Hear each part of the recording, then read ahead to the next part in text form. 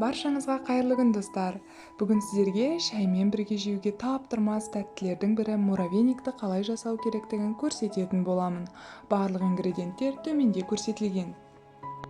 Бізге қажеті ең алдымен қамырымызды жасау кезінде ерітілген сары май, оны таза табамызға құйып, содан соң 3 ас қасық шекерімізді, 4 ас қасық қаймағымызды салып жақсылап араластыратын боламыз.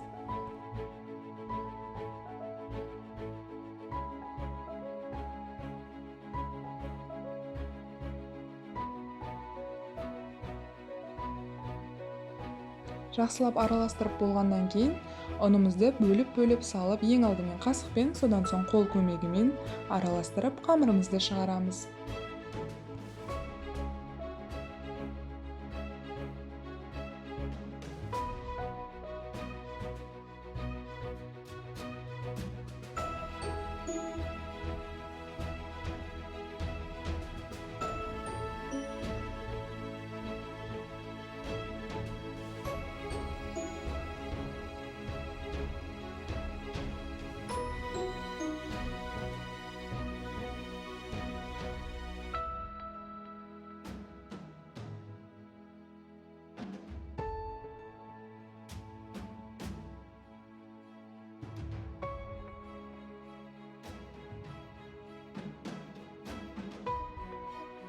Мінекей достар, қамырымыз дайын болды.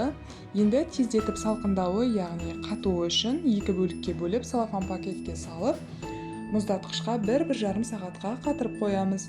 Ол бізге үккіштен өткізу кезінде ыңғайлы болу үшін қажет. Осы уақытта пайдаланып, муравейнигіміздің кремін дайындап алайық. Ол үшін бізге сары май ерітілген, содан соң қайнатылған сгущенка қажет. Осы 2 қоспамызға сахарный пудрамызды салатын боламыз. 2 ас қасық жеткілікті. Осы қоспамызды жақсылап араластырсақ, бар болғаны сол қоспамыз, яғни креміміз дайын болады.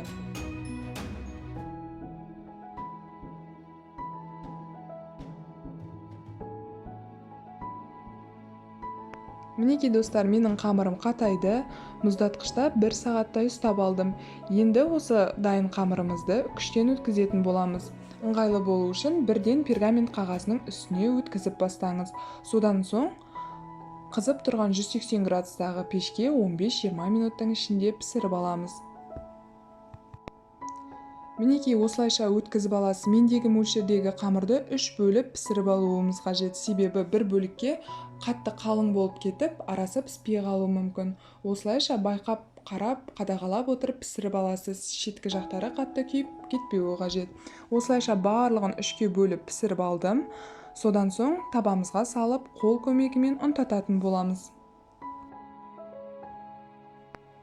Осылайша қолдың көмегімен сәл қаттырақ қысыңқырап, қатты ұнтатып жібермеңіз. Түйіршікті халге келтіреміз. Мінекей осындай болуы қажет. Осылай түйіршіктендіріп алғаннан кейін кремін құятын боламыз.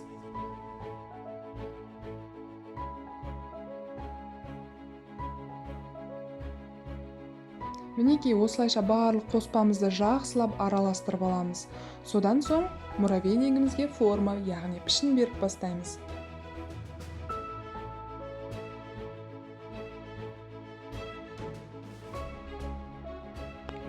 Муравейникке пішін беру үшін бізге бар жоғы салқын су және стакан қажет болады. Салқын су стаканға муравейниктің жабысып қалмас үшін қажет. Осылайша бір шайқап аламыз. Содан соң қоспамызды салып, жақсылап нығарлап салып, видеода көрсетілгендей пергамент қағазының үстіне аударатын боламыз.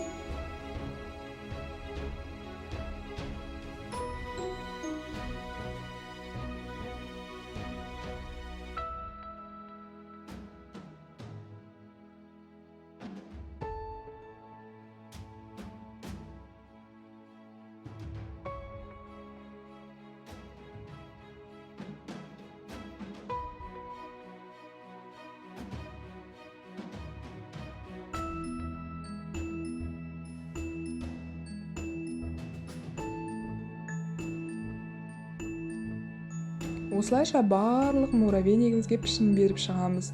Енді әсемдеу үшін сіз шоколадты пайдалануыңызға болады, немесе осы күйінде қалдыра берсеңіз болады. Ал мен ерітілген шоколадты барлығының үстіне жағып шықтым. Мінекей достар, осылайша муравейнигіміз дайын болады. Енді кремі қамырына сіңуі үшін 2 сағаттай салқын жерде ұстап алсаңыз болғаны, содан кейін шаймен бірге жей берсеңіз болады. Баршамызға ас болсын достар.